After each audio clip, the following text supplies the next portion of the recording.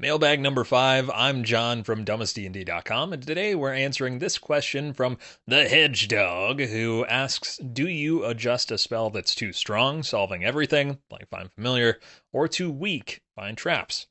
I do not ban or adjust spells, and so I just want a blanket statement say that here at the beginning.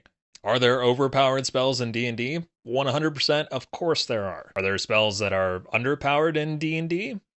100%, of course there are as well. So instead of banning spells, I like to talk to my players about those spells that they may be casting. Especially with newer players, you really want them to understand what the spell will do, and until they've used it in combat, it's likely that they don't have a full understanding. The way I approach that is the first time a spell is going to be used, we talk through it as a table. So the caster will choose to cast that spell. We'll have them read out the description at the table, and then we see how it affects the world. I also like to have my players lay out which spells they're planning on using in a session before the session.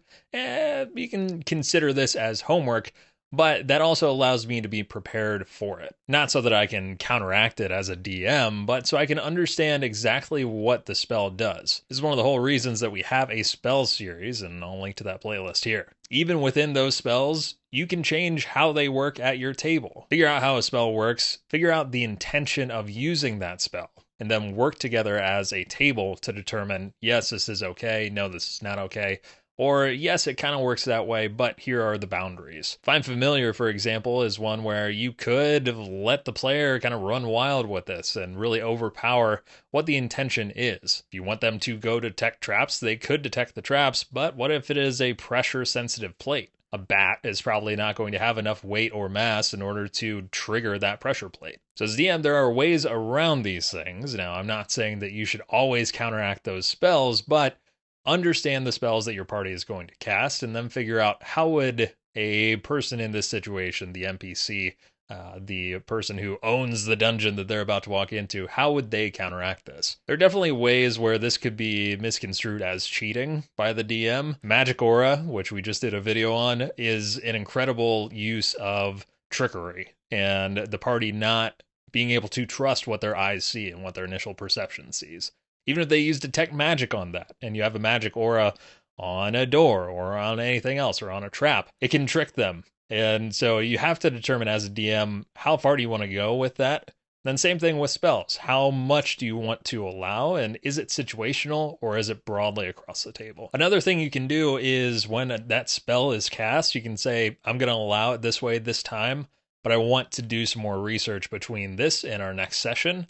And then have that conversation before the next session starts. Whether that's in your group chat, Google Doc, whatever it may be, or at the table the next time, review how that spell will be ruled in the future and what those boundaries are. Now, if players say that this is taking away player agency, definitely review that with them and understand the feedback.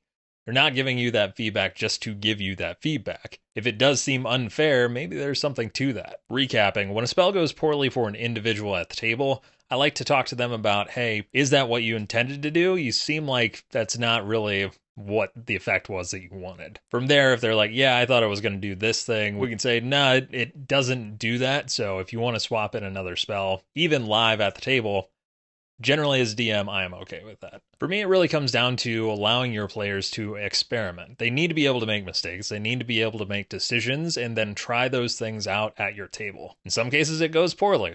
That's okay. Unless it's a one-shot, in a lot of cases, you're going to have more chances to either use that spell or swap out the spell for something else. For what it's worth, I do the same thing with feats. So if you have leveled up and taken a new feat and then it doesn't do what you expected it to do, I'm going to let you swap it out. Maybe not at the table that day, but in between sessions, we can talk about it and say, all right, you thought Lucky worked this way. Well, it doesn't quite work that way. So if you want to swap that, you can.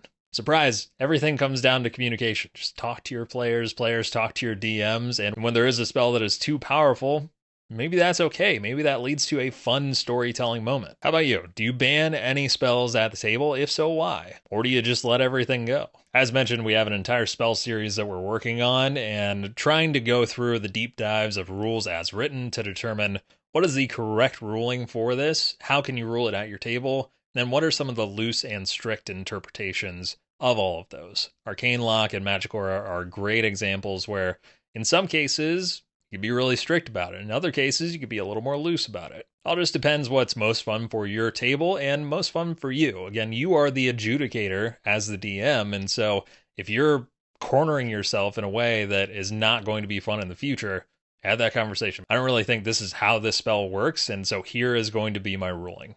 At the end of the day, you are the rules meister. You get to make these decisions, and you get to ban things at the table if you want to. Personally, I take it as a challenge when these things come up, but I also understand if that's not something you want to do. All DM styles are different. There's no one right or wrong way to do this, so curious to see what you have to say. If you have more mailbag questions, toss those down below as well, or reach out on any social media. I love answering these, and it really helps me out in what I'm doing at my table. Until next time, roll high, stay ridiculous, and thanks for watching.